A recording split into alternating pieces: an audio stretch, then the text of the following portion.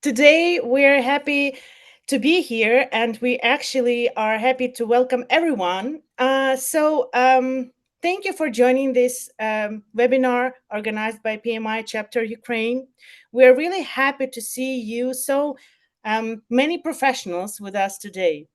Before we begin, just a quick note we will have our session for about an hour. And please address all your questions to our guests in the chat in our YouTube channel. And we will definitely answer all of them at the end of the session. And now it's my pleasure to introduce our star guest, our speaker. Please welcome Joseph Phillips. Thank you so much. I'm Joseph Phillips. I'm happy to be here, honored to be here. And I want to talk with you today that something that is near and dear to my heart and that affects all of our life. It affects every area of our life, and that is emotional intelligence. Now, I'm sure some of you are familiar with artificial intelligence. So artificial intelligence, for a long time, I thought that meant somebody who wasn't very bright. They had artificial intelligence. But artificial intelligence, of course, we're talking about using technology to create things or to make things. But there's no people connection there. It's just data putting words in the order in which that computer, that system, that large language library thinks it should happen. Emotional intelligence precedes everything. All of history is emotional intelligence. Everything that we do as a project manager, as a husband or wife, or boyfriend, girlfriend, as a friend or a colleague, is influenced by emotional intelligence. Not just our projects, but all areas of our life. So everything that we do, how we interact with others and how others interact with us, emotional intelligence influences that. So that's what we're going to talk about in this session, is all about emotional intelligence. And of course, we'll have that in the scope of project management. So how do we use emotional intelligence to help us manage stress, to be a better project manager, to be a better communicator, to be a better person? Let me share my screen and we'll take a look at a presentation that I've created just for you. So let me go and share that now. And we're talking about emotional intelligence. So you may know me from instructing.com or YouTube, or some of you on Udemy. But I'm Joseph Phillips. I'm the Director of Education at my company, instructing.com. And I've written over 40 books on project management and technology. And of course, I teach things like the PMP, the CAPM, and Agile, and some other credentials. You can always find me at instructing.com or LinkedIn. Well, let's get in to talk about emotional intelligence. EI matters today, I would even say more than ever before, because emotional intelligence, when it comes to our careers, it really affects our project success. It affects our career success. And that if we look at this study by Talent Smart, where they interviewed over 1 million people, they had this survey that would kind of judge their attitudinal responses to different scenarios. They found that 90% of top performers have good emotional intelligence. Projects succeed or fail based on people. One of the most interesting things to me in the PMBOK guide is that projects are a temporary endeavor to create a unique product, service, condition, or result. So projects are creating something unique, but projects are done by people, not equipment, not technology, by people. And we think about people, the connections and the interactions that we have with people, it's easy to understand, or it's easy to see why emotional intelligence is so important. That how we interact with others, or how people understand or misunderstand how we communicate, can have a big ripple effect on our project. So to be a good project manager, we have to have good emotional intelligence. To excel as a project manager, we also have to excel at emotional intelligence. It's been said that 90% of your time as a project manager is communicating. The hardest part of any project, dealing with people. It's not the technology, it's not equipment, it's not programming, it's dealing with other people. And other people bring to the table, right, their personalities, their background, their preferences, their biases. So dealing with people, being able to understand and to read and to have empathy towards others is so important in your role as a project manager. Technical skills are not enough. That we need people skills. Now, most good project managers that I meet, I'm sure like all of you, can talk to people, that you're able to look people in the eye, you're able to have a conversation, you're friendly, you're outgoing. That most good project managers have those characteristics. They're people, that they can communicate with people. They're not afraid to talk with people. So by having those good communication skills, you probably already have just naturally, or through your upbringing or your background, you have emotional intelligence. Let's dive in and talk about emotional intelligence and what we're going to cover in this course. We're going to define emotional intelligence. So when we're done today, you'll have a good grasp on what is emotional intelligence. You'll have a good understanding of what are the 5 components of emotional intelligence. And then I'm going to show you a couple of theories of emotional intelligence on how you can begin applying this to your project leadership today, or maybe tomorrow if you're going to bed after this. But you can put this to work right away. First off, what is emotional intelligence? It's to be able to recognize my emotions and understand them, and to recognize and understand the emotions that others give to us and to our project team. We often use emotions to guide our thinking. So sometimes we make quick decisions or rash decisions or poor decisions because emotions have muddied the logic. So we want to manage our emotions effectively to make better project decisions and really to make better decisions in your life. So, emotional intelligence is all about understanding my emotions and the emotions of others, and then influencing emotions. Well, emotional intelligence, like I've said, has been around forever. Since when humans began to interact with one another, we had emotional intelligence. But Daniel Goleman's emotional intelligence model, based way back in 1995, way back when I still had hair, that the emotional intelligence model is based on this research that Goleman did, and he identified 5 core components of emotional intelligence. So the 5 components we have: self-awareness, that I understand my emotions. Why do I feel this way? Why am I angry or sad or happy or joyful? And then being able to self-regulate, to not allow my emotions to take over my decisions, to have some balance. We have motivation. Why do I want to do this? Why do I behave this way? Or why are others behaving this way in the project? To have some insight to others. And then we have empathy, the ability to literally feel what others are feeling is empathy. And then, like I talked about, most good project managers are people, that they can interact and talk and communicate with others. They have social skills, not just online, but even face to face. We have social skills. Well, let's dive into self awareness. Self awareness, sometimes we might be very self aware or self conscious. So, if I were a new project manager in your organization, I might be very anxious. I might be very nervous going into that environment I've never been in before. Very uncertain, creates some anxiety. So, I become very self aware of that anxiety or that nervousness.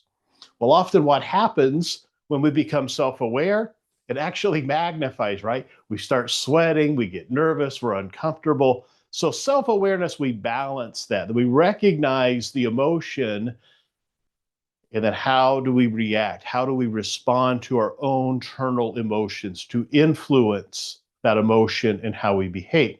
Now, it's not just about being anxious or nervous. Sometimes you might be extremely happy or extremely joyful. And so we want to temper that, because it's like if you're playing a game of chess, which I play a bit of chess, and you win, you don't want to rub it in the other guy's face, right? You want to be a good sport. So you have to temper that, to balance, to be aware of how your emotions affect other people. So it's understanding our emotions allows us to also identify our strengths and weaknesses. So one of the things that we do as a project manager to be a people person is we go and talk and have conversation with individuals, that we build that trust, we build that connection. We'll talk more about that coming up. But we have to find our strengths and weaknesses. If I am very uncomfortable doing something, the only way to get better at it is to do it. If you have a desire to play football, or a desire to run a marathon, or a desire to learn a new skill, you aren't just instantly going to be good at it. You have to practice that skill. The same is true here with strengths and weaknesses. We have to practice. So self-awareness, internal, is really the foundation of all of our emotional intelligence skills. Everything begins with me and what I put out to our community, to our team, to our neighbors, to our friends and colleagues. So some key elements here: emotional awareness, having an accurate self-assessment, and I got a little bit ahead of myself, having that self-confidence, where we talked about being a little nervous or being a little anxious, to have that self-confidence. One of the best ways to have self-confidence, this is a secret, is you fake it. If you don't have self-confidence, if you're nervous, if you're scared to talk to people, you fake it. Nobody knows. So you go and do it, even though inside you're very, very nervous and anxious. That person may be very, very nervous and anxious to meet you. So self-confidence, being able to understand our emotion, but to still go and act regardless. So self-awareness and practice. Because everything begins internally with me, I have to react to scenarios. So when I react to scenarios, I don't want my emotion to override what's logical and what's good. So sometimes you get a bad email and you fire an email back, or somebody makes a comment and it makes you hot and you fire back. So pause before reacting. And that takes time and that takes practice. I know I'm still guilty of that. I can recommend that you create a journal, especially if you are in your strengths and weaknesses that you know you respond to quickly. So when you have that response, write that down, just for you, nobody else, but it's part of being self-aware. And then if you have a colleague that you're close with, or you have a coach or a mentor, that you can ask for honest feedback on how you are self-aware and how you respond. Well, this leads us right into self-regulation. And it kind of bleeds into this idea. We talk about self-awareness and being understanding and how I react. Well, that's self-regulation. That I want to manage my disruptive emotions, good and bad emotions. Emotions aren't really good or bad, they just are.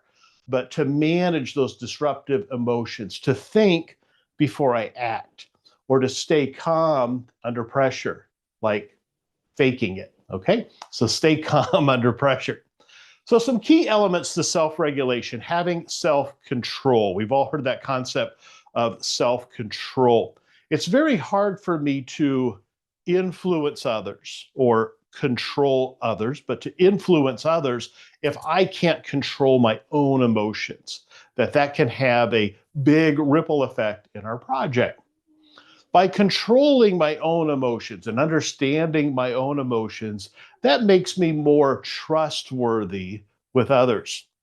Maybe you've seen a scenario, I know that I have, where there's something bad happens in the project, a risk comes into fruition, or there's a defect or a waste, and the team member goes to tell the project manager or the sponsor or whomever about this problem, and that individual gets immediately angry and upset, and they act out on their emotions. In the future, it's very hard for that individual to come back. Now they're operating under this umbrella or cloud of fear, because it's very hard to trust someone to share good or bad news when you are uncertain how they are going to react. So, as a project manager, we may not be happy with that news, but we want to use that as a teaching example, a learning example, or how do we best respond to it. By acting angry or emotional about the problem doesn't solve the problem. It just creates more problems. Now, I'm not saying you're happy about it, but we adapt, that we have adaptability, that we learn the problem. How do we overcome that problem? How do we adapt? And then how do we learn from the mistakes so we don't have that problem again in the future? Well, self-regulation takes time. So when I was younger, a lot younger, well, I had four brothers, and I was close to the bottom there. I was 4 out of 5, and my brothers loved to pick and aggravate and tease because I had a temper. I had a big temper when I was a little guy, and because I would have a temper, it would make them, agitate me more. So they've taught me to control my temper, my wonderful brothers. So one of the things I remember my parents made me do was, Joe, before you open your mouth, before you react, before you punch, you have to count to 10. And that was something, a habit that I had to do. And of course, they're still agitating me while I'm counting to 10. But it taught me to not give them the satisfaction. It taught me to control my responses. And I still do this today. It's just something ingrained in me that I count to 10 when I feel that I get hot, which doesn't happen as much anymore. But when it does, I count to 10. Take a breath, take a pause, and self-regulate. So focus on what you can control. I cannot control what others do to me, but I can control how I respond. Doesn't mean I like what they do, but I can control my response. Component number 3 is motivation. In every project, we need motivation. All projects in the whole world begin with some motivation. Why are we doing the project? What is the business value that we are trying to achieve? So why are we doing this? If I understand the why, and I can communicate the why to my team and my stakeholders, then we can get in alignment with an internal drive to achieve that goal, to get to that why. It helps us to be committed to the goals. Same in our personal life. If we want to lose some weight, I want to know, why do you want to lose weight? Because I want to look good, or I want to be a better golfer, or whatever the case may be. So it's, why do you want to do that? If you have a real genuine why, then it's easier to commit to that goal. And then when we have setbacks or things aren't moving as quickly or as effectively as we want, we can go back to that why, go back to that motivation. We can have optimism despite those setbacks that we're having in our project or in our life. So 4 key elements for you when it comes to motivation. In your project or in your life, doesn't matter. These are universal truths. The achievement drive. What do you want as a result of doing this activity? What do you want as a result of being here today? For some of you, you want more emotional intelligence in your life, or maybe you want a PDU, or you want to ask me some questions, or that guy or that girl that you like, you think is going to be here. So there's some reason why you're here. So what's the motivation to you that gets you in that achievement? So why do you want to pass the PMP? Why the ACP? Why do you want to be a project manager? Be honest with yourself. So having an honest answer will help you have that achievement drive, the energy, the motivation to take action, to be committed to get to that result. And then everything starts with some initiative. Everything starts somewhere. That's the thing I say all the time in my classes, is we all start somewhere. You have to start somewhere. One of my favorite little axioms is the best time to plant a tree was 30 years ago. The second best time to plant a tree is today. So having that initiative that you have to start somewhere 30 years ago or today, we all start somewhere. And then being optimistic, the optimistic that you have something to look forward to. You take joy in what you're doing to get to that goal, to get to the end of the project. You see it as an opportunity to adapt and overcome in problems, but to be optimistic, to have a positive mental attitude, to avoid being a cynic. And that's something I wrestle with in my life all the time, is being cynical. That no, I want to have a positive mindset, that I want to be optimistic, that I want to see value in the direction that I'm going. And I'm sure we're all human, that you have those same thoughts. Motivation in practice. All right, so this is my personal philosophy here when it comes to being motivated. First off is you want to set meaningful goals. So I know some of you, you want to pass the PMP, or you want a new job, or you want a new career, or you want to run a marathon, or whatever it may be, but something that's meaningful. Well, meaningful to whom? To you. All the way back at the beginning of our conversation, we talked about having being self-aware, and that it starts with me. Well, to be meaningful is with you. It's very personal to have a meaningful goal. So you have to take meaning, you have to find meaning in your projects or in your work or in your endeavors. So sometimes it's easy to get a project and you don't want to do the project. You're not excited about the project.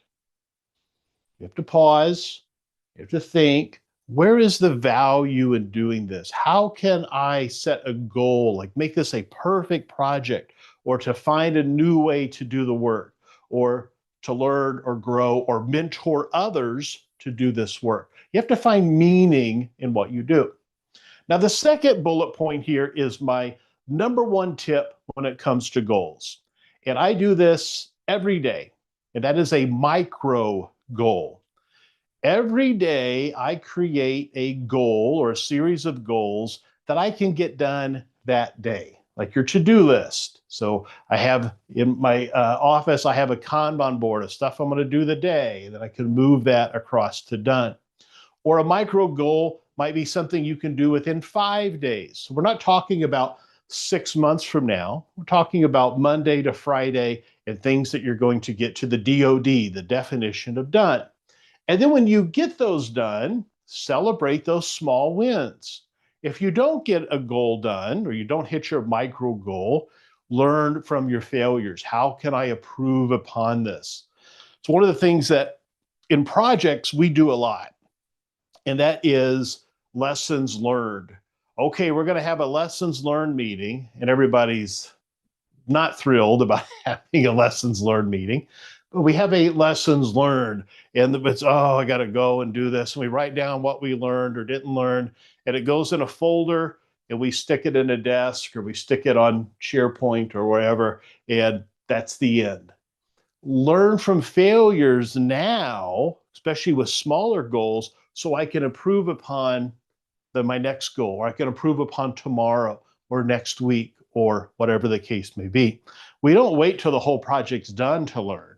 We should learn and implement our learning before the end of the project. So one of my favorite lines is that lessons are repeated until they are learned. So if you keep having the same problems in your life or in your project, that's your life or your project teaching you a lesson. And if you don't learn it, you're going to have it again. Lessons are repeated until they are learned. Component number 4 is empathy. Empathy. All right, I'm going to demonstrate for you right now. I'm going to demonstrate for you some empathy. You're all going to have empathy in one moment. All right, let me show you.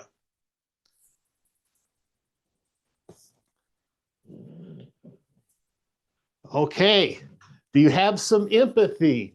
Are you excited to see Rosalind? This is my buddy. This is Roz the Frenchie. So Roz, we all get excited, right? Well, but hopefully you do when you see Rosalind. But you understand, you feel for Rosalind, my buddy. So Rosalind, what a life, right? Lays around and sleeps and eats all day. What a great life. But she is just a happy dog. Well, Rosalind just taught all of us some empathy that we feel for Rosalind. That little bubble that you felt there, that's not your lunch. That's happiness to see Rosalind, that we have empathy, how we feel and understand others' emotions. Now, often we think about empathy, though, is when something bad happens for someone that we feel pity or sorrow, that we feel that pain that that individual felt. But it can also be that we are truly happy for someone else, that we have empathy, that we can sense those feelings of joy, like you go to a wedding. Sometimes at a wedding, you feel sorry for someone, but you go and you feel happy or joyful for someone else, that we are seeing that emotion from their perspective. And I love Rosalind. She's my buddy. She hangs out with me all day. But you all love her too. So you have that empathy that you feel towards that dog. That she's not a dog. She's human. So empathy is understanding others. But we use empathy as well to develop others, that we can see anger in someone on our team. We guide and coach and offer leadership. Empathy is about having a service orientation, a servant leadership, that we understand where others are coming from or what they are experiencing.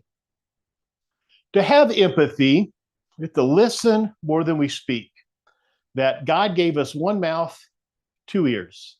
So I should listen twice as much as I talk, is what I take from that. That when I have empathy, I want to have open ended questions, meaningful, not how are you today, but tell me what's happening in your life. Tell me about your weekend. Tell me about your project, or tell me about those activities that you have scheduled to do this week. And then if people are frustrated or they're angry, truly understand. And if you don't understand why they're frustrated or angry, tell me why you feel that way. Tell me what is the challenge. Tell me how I can help you achieve that.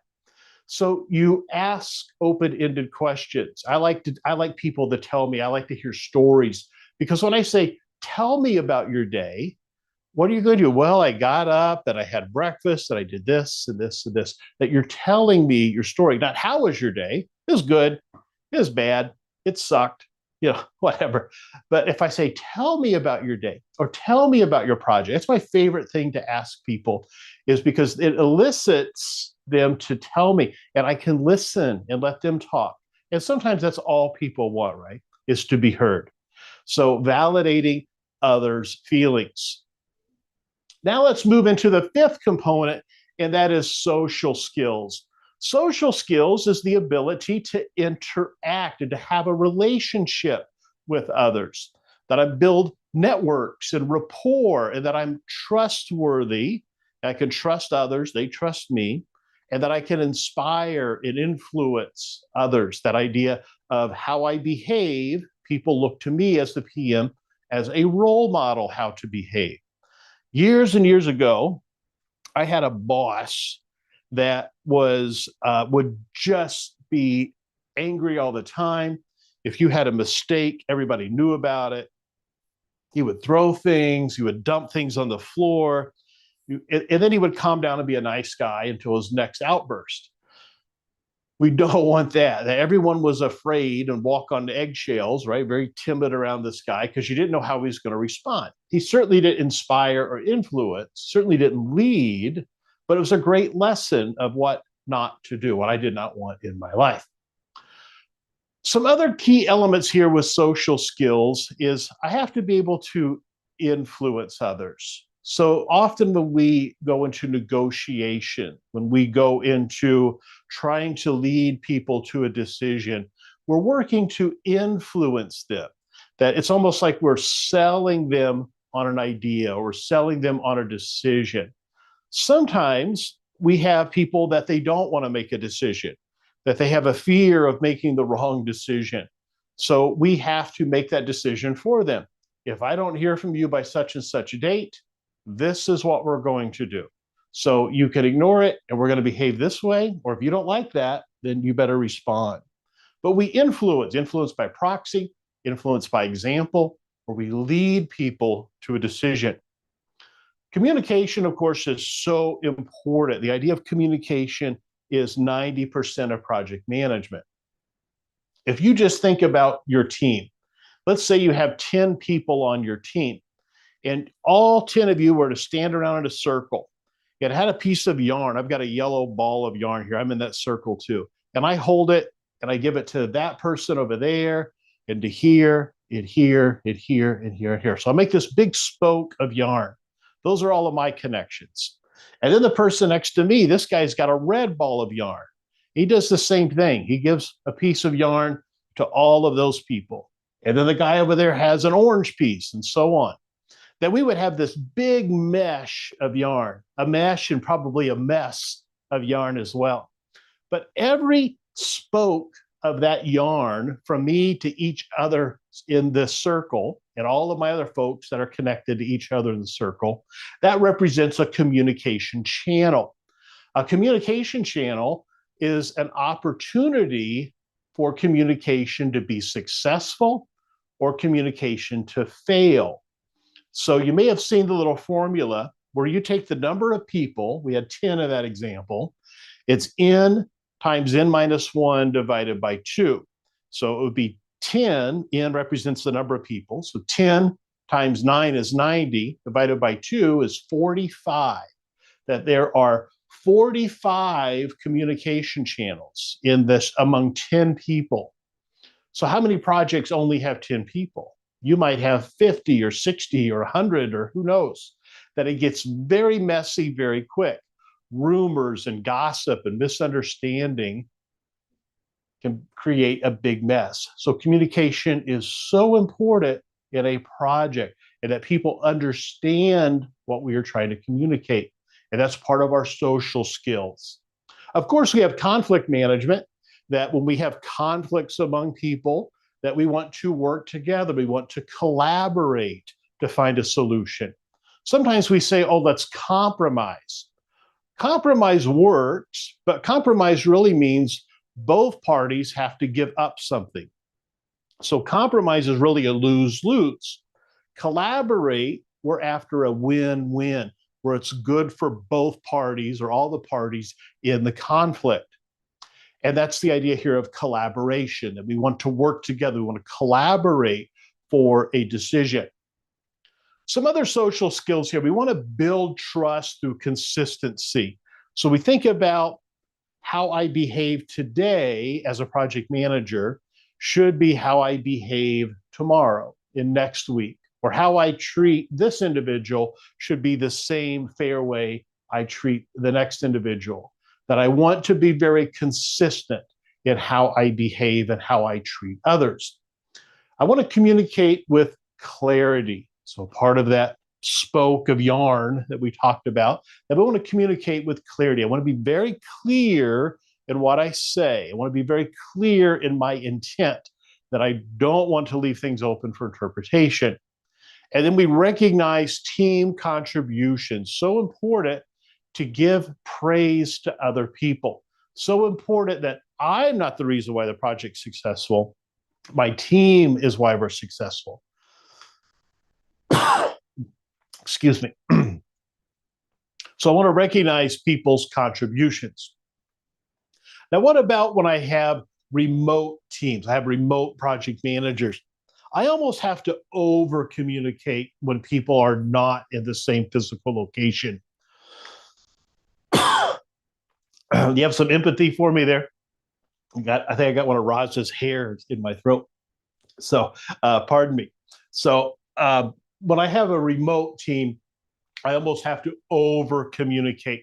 I want to make certain that I'm touching base on a regular basis, and that I'm not just calling or having that quick meeting to tell me what's going on in the project, but I want to have some rapport. I want to know about their well-being. How are they doing? Are you stressed? Are you overwhelmed? How are things going? That you have to form a relationship, even though you may not be in the same physical environment, that you are non co located in that project. And that helps to build virtual trust. So by communicating and touching base, and not just be, when are you going to be done? But tell me about your project. Tell me about the work. Tell me what you need. How are things going? So emotional intelligence helps me build trust faster. So if I have emotional intelligence, I'm willing to treat everyone the same way. I'm willing to be self aware. I'm willing to self regulate. That allows me to understand and have empathy and to have social interactions with others, that builds trust faster. By having trust, it enables collaboration among the team. One of the projects I worked on a few years ago was I was a project coach at a hospital, and we had all these different teams that were all coming together. They had to work together, and so we did a workshop with all of these people about project management, but we didn't talk about project management. We made up a game that you had to get this marble from the back of the room all the way to the front of the room. And we mixed and matched all these people up with people they didn't know. And they had little cups and yarn and straw and all sorts of little things they could use. But they had to get the marble from the back to the front. That was not the point of the exercise. The point of the exercise was to collaborate, to learn and get to know each other, because you're going to be working with each other on real things. But if I can trust people and collaborate with people, that is the foundation of a good team. So by doing some of those silly little icebreakers or silly little games, it's really about getting people to come out of their shell, let their guard down, to get to know each other, to have a social aspect to work, and that helps build trust. Okay, I want to share with you two really fun little theories that will help you as a project manager. The first one is called amygdala, the amygdala hijack. And what this is your emotional brain reacts before your rational brain. So I was telling you about count to six. All right. So do you ever have someone that pops off, they make a smart remark, or you get an email that's not good, or a team member, they broke something again, and you just instantly react, that little, however that comes out. Well, your rational brain, your cortex, it takes about 6 seconds to catch up. So you instantly go into that fight or flight or a freeze response. That is the amygdala. So the amygdala hijack is that when there is a threat, whether it's real or perceived, like sometimes you misunderstand even what somebody says, right? And that amygdala triggers stress hormones. And you get the stress and you react to the stress. You react irrationally or poorly to what's really needed. So the prefrontal cortex goes offline. We call that your lizard brain kicks in, and your lizard brain is not rational. It goes to fight, or I'm out of here, and I walk away in disgust. So how we see this happen as a project manager, maybe you've experienced this, I know I have, is you get a critical email from the sponsor, and you're like, son of a gun, I have to work this weekend, or this throws my whole project in skew, or they're making a change. And you fire back an email quickly and angrily, and you send it to everybody. And then about 10 minutes later, you're like, oh, what did I do? How can I save myself here? That is the amygdala hijack, where you emotionally, even though you know better, your lizard brain kicks in and you react hastily and poorly to a situation that would have been better if you had counted the 10 before you hit respond. So that is something that is a poor example, or a good example of having poor emotional intelligence, that you may be the most likable, charming person in the world. I know that's me. You might be second most. Okay. But my point being, you might be an expert project manager. You might be really skilled in emotional intelligence, but we can all succumb to acting irrationally from time to time. So we have to consciously react. We have to consciously, purposefully slow things down and respond with care. The next one is the SCARF model. The SCARF model is we have 5 social needs that drive our behavior or what other people, how they behave. So a threat like that change in our project or that email that makes us aggravated, a threat can actually feel like physical pain, that you feel it right in your chest or in your gut or in your head. And a reward feels like a physical pleasure, like having joy can feel good. You feel just good and excited. You feel that bubble up. Well, this is based on a study by David Rock back in 2008. And what David Rock, what he said, there are 5 domains that drive behavior, how we actually feel emotions or how other people feel emotion. So we have status, certainty, autonomy, relatedness, and fairness. So, status, am I respected? Do people respect me here? Sometimes how we behave, if we have behaved poorly in the past, it takes a long time to overcome that until we can gain respect again. So, status, am I respected by how I behave or the work that I do or my capabilities or willingness to get things done? Certainty, can I predict what happens? Can I predict how other people are going to behave? Like that boss I had that was kind of a kind of a jerk in how he treated people. So can I predict, or can I predict how they're going to react when I share this news? So that allows me to begin to be self-aware in the awareness of others. Autonomy, do I have control? So in our project, do I have control of the project? To some extent, yes, but there are lots of variables that affect that level of control, the depth of control or depth of influence that you have. Relatedness, am I safe with these people? So the social status, the social interaction, how others behave, how they interpret or judge you or your project. So are you safe with those people? Fairness, is this a fair exchange? Is this something that is equitable, that we both have skin in the game? Is it fair? So you think of the project manager, you ask those questions about yourself, but we can also look at other people and how they fit into the SCARF example. What's their status? What's their certainty? Can they predict? Have we been a very predictable, reliable source? Do they have control? What's their level of influence? Are they safe with you and the project team? How are they feeling about the team? And then fairness. Are we asking them to contribute something that's fair? So, an example of SCARF, I'm sure all of us have done this at some point. The project manager, they assign a task without asking input, that you're just going to do this. And then the team, you're just bossing me around. You're being a dictator. You're telling me what I have to do. So the team feels controlled. So the status threat is you may have someone over here that's the task that they are an expert at. And you gave it to someone who really struggles and they're overloaded. So the expertise was ignored. So the result is you have people that are resistant and you have this guy that was ignored and they feel disengaged.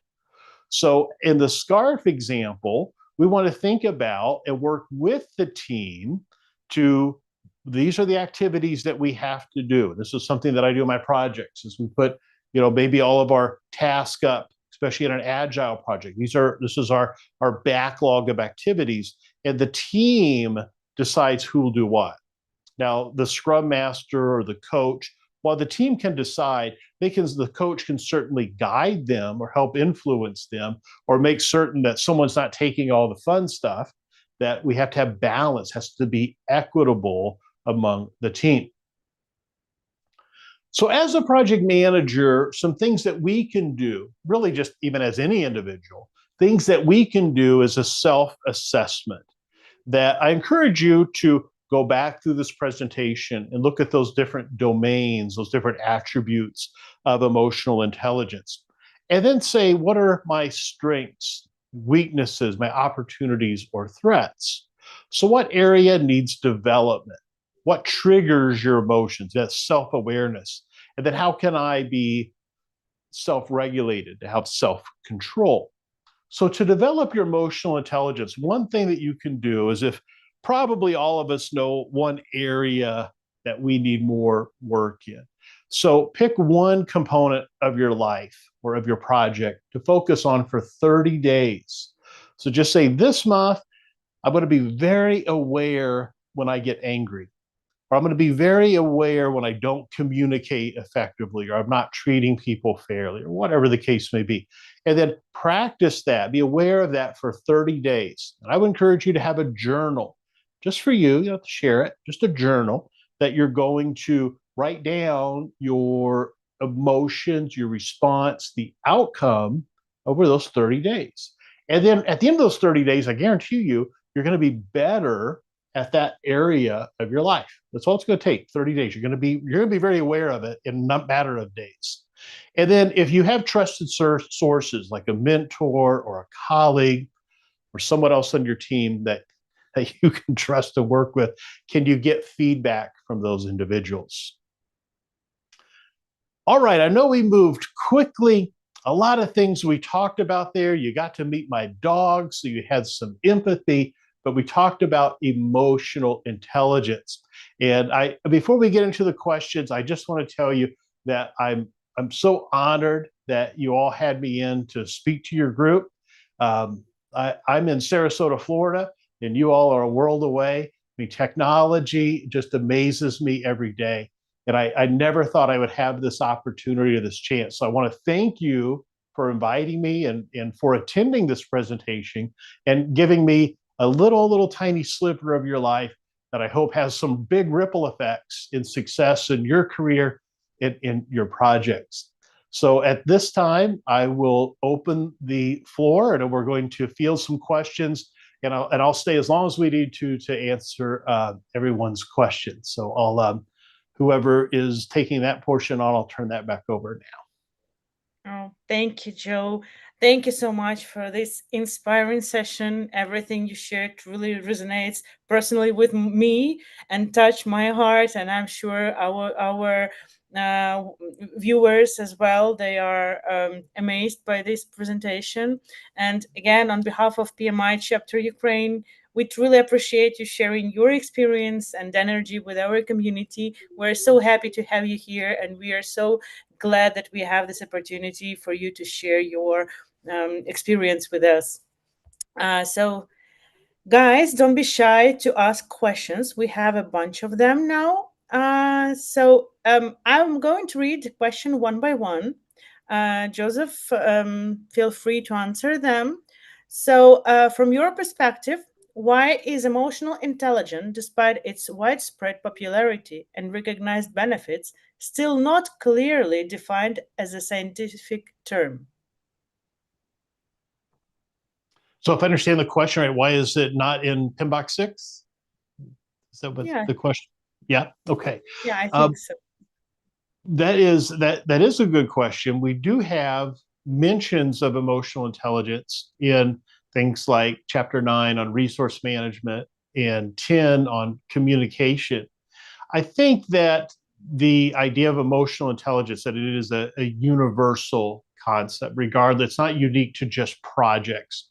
Just like trust is important, but that is not a concept in the PMBOK guide. So I'm sure they had some reasoning as to where they draw the line, if it's unique to just a project or is it universal to business or to everyone's life.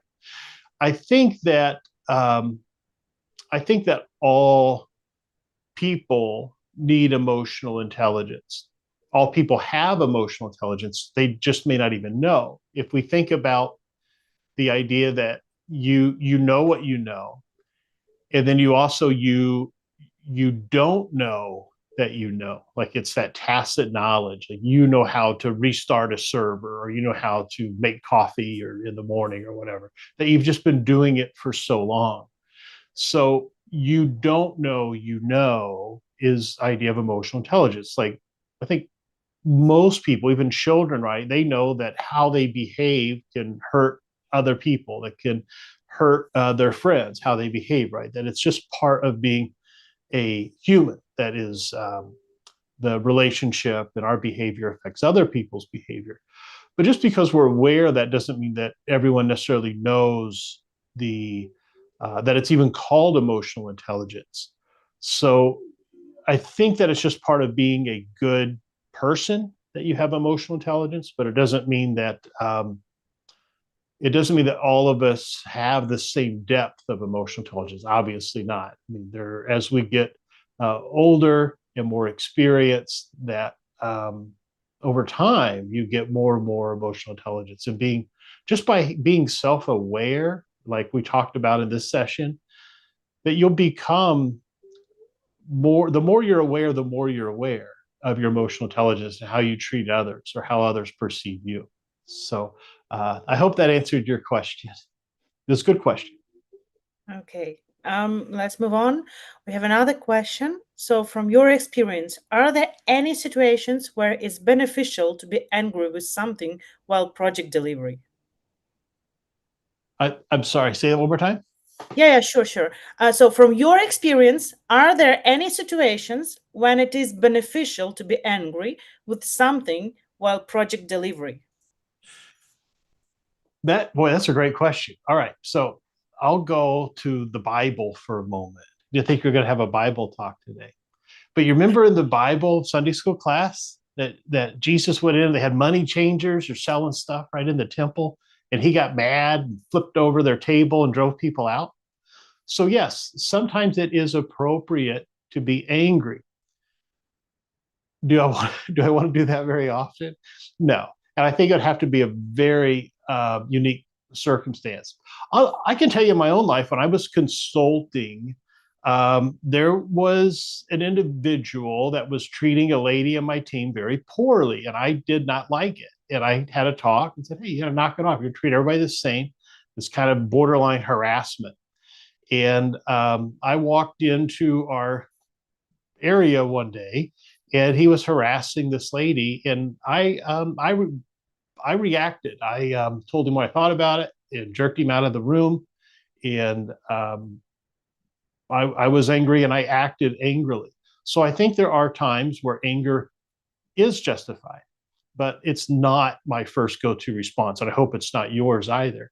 So that's a really good question, though.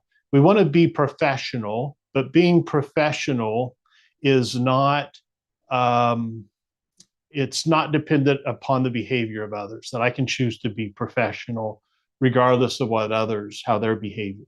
But I think there are times, infrequent times, yeah, anger would be appropriate. So good question. All right. Okay, thanks, thanks. So, next question. How what what are their advice for emotional intelligence change when working across cultures where emotional expression differs? That but is such a good question. It's so true that there is a theory called the Sapir-Whorf hypothesis. All right. So the Sapir-Whorf hypothesis says that the language that I speak affects how I think. So imagine I speak English, and let's say you speak German, and we have Fran, and Fran speaks French. All right. And so we might all arrive at the same conclusion, but our thought process there is different based on the language that we speak. Now, another layer on top of that is called ethnocentrism, that it is a belief where I judge other people's culture based on my culture. So, first time I went to France, I was like, wow, I'm in France, and all these Parisians, and they're so sophisticated and so fancy, and I'm just, a hick from Florida. So I was judging them based on what, I experienced. And then someone comes from France here, and they'd be like, wow, this is amazing. This is beautiful. You live in paradise. So we judge other people based on how we behave. So when we are dealing with other cultures, especially in a project where it's going to be an ongoing, consistent relationship with other cultures, it's my responsibility to learn about your culture, to understand what is or is not appropriate. And obviously, we're dealing with people from all over the world in projects more and more and more. So I always have to be aware of how I interact with others, how I respond, how I make assumptions. So part of that is that upfront that we do not succumb to ethnocentrism, that I'm not judging other people based on what I know, because my culture is not your culture and vice versa. But that's a fantastic question, whomever asked that. Yeah, thank you. So one more question: does emotional intelligence of the PM can be affected by organization regulations? If yes, how it impacts the PM? There is the idea that the culture where I work affects how I behave. So, for example, if we worked in a real old bank, very stodgy, lots of rules, lots of forms, lots of structure, and management expects us to behave a certain way, then certainly that can influence my behavior. Now, does that affect my ability to empathize with others or to self regulate or self control or to be self aware? Maybe a tiny bit. It just may be, it's different, right? My behavior is different based on the culture of the organization or the expectations of that organization. If I am working in a small startup, all right, small tech startup, there's just 5 or 6 of us, and we wear shorts and t-shirts to work, and we're very loose and casual. Probably going to be less guarded. I'm going to have less self-awareness or self-control, but there's still emotional intelligence in how I behave and interact with others. The culture where I'm working can influence how I behave, but it doesn't mean it stops me, because it's internal, of being self-aware and self-regulated. Okay, thank you, thank you. So, couple of more questions we have. Another one: how can a project manager balance empathy with accountability when a team member is consistently underperforming? Oh, that's good. Just because I'm empathetic does not mean empathetic. I understand where others are coming from, and to be um, to be empathetic and to be forgiving to an extent. Just because I forgive someone doesn't mean I approve their behavior. There is also accountability, though. That you want. Remember, we talked about being fair and equitable, and we looked at just a moment ago that we talked about the scarf example, that there is a fair exchange. When someone is late, consistently or persistently late, I want to understand why. So tell me why you're late. Tell me about your workload. Do they have 60, 80 hours of work and only 40 hours to do it? What's happening in their life, right? That's all empathy.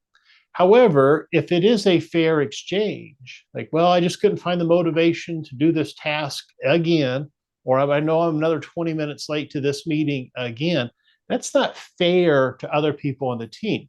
It's not fair to the project. So it has to be a fair exchange. So I can have empathy, especially if it's with good reason, with good cause. But it's not fair to all people in the organization. So we have to be fair to that individual. I can't always look away. There has to be accountability as well. Good question. I can't agree more. Okay, so another question. Where is the line between empathy and taking too much emotional responsibility for our others? That's a good question.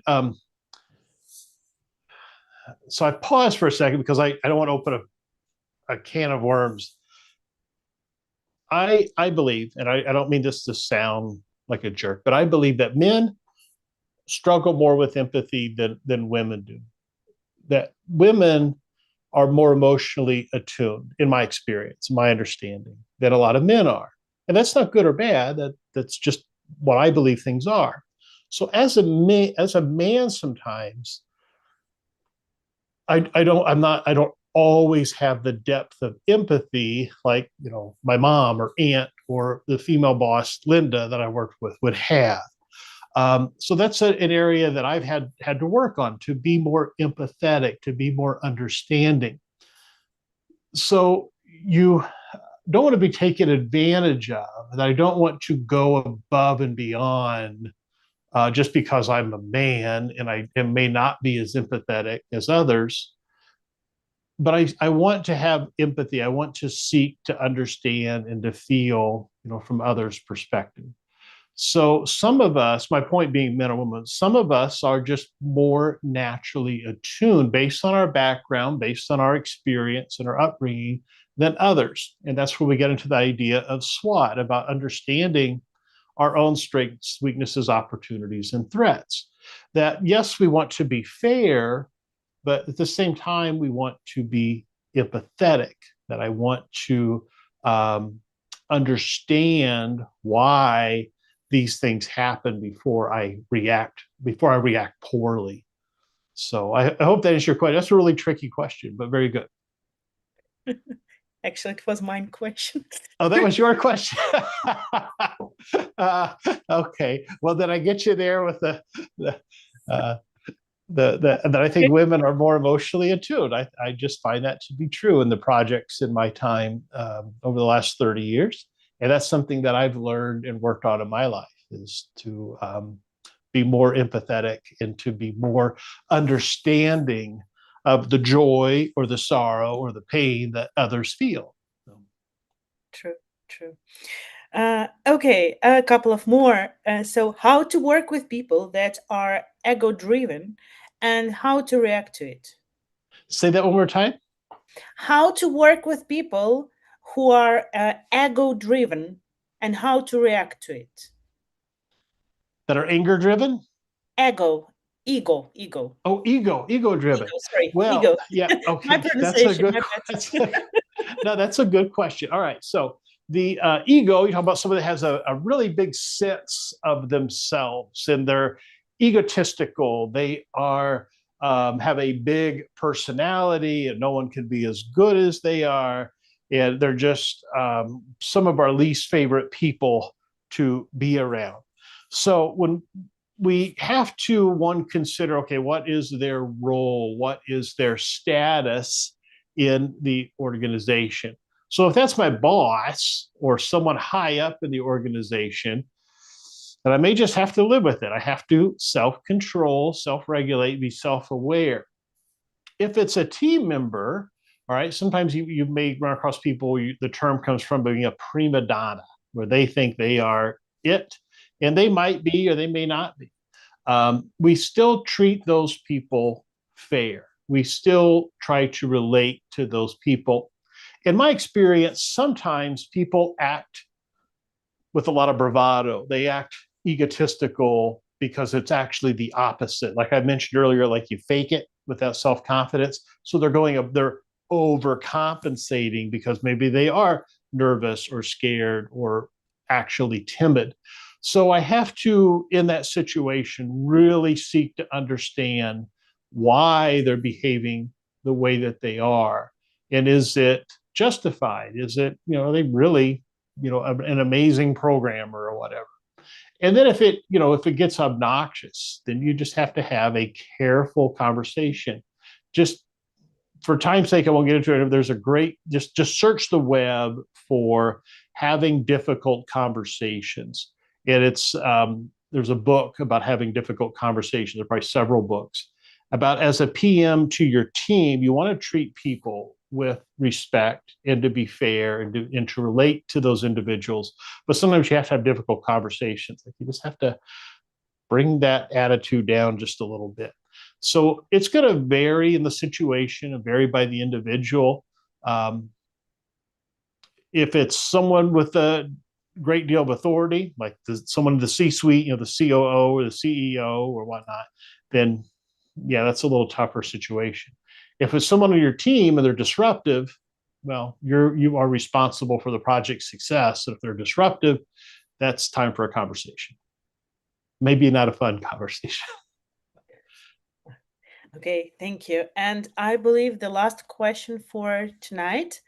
So, any tips how to deal with emotionally unavailable boss? Emotionally unavailable. Well, you sound like my ex-wife. Oh, Oh, I'm kidding. sorry. No, I thought that was funny. Um, okay, so sometimes people are very stoic, that they keep all their emotions in. And that may be because of the way they were raised or their personal beliefs or what's happening outside of where they work. Um, we have this idea of being compartmentalized, that work, home, work life balance, whatever you want to call it, that I keep my work at work and I keep my home life at home. It's really not true, because you can have a horrible day at work and that can give you a horrible evening at home, or you ruin your whole weekend or your vacation or whatever.